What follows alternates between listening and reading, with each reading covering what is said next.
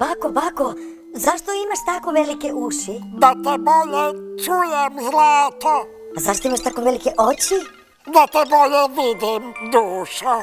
A Bako, zašto imaš tako velike cice? Zato što bakica još uvijek nije za bacit. A i zato što je bakica prošla tretman u klinici za korektivnu kirurgiju, liposukciju i lasersku regeneraciju na režime. Dođite, odaberite korekciju 2, 3, 5, platite kešom, karticom ili glavom. A kad skinete zavoje, uvjeravam vas da ćete reći Wow! to.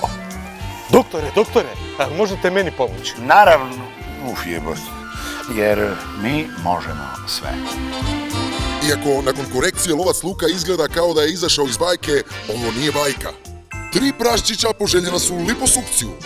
Kapetan Kuka došao je k nama sa zahtjevom da mu obje ruke učinimo jednakima. Ne tako obratno!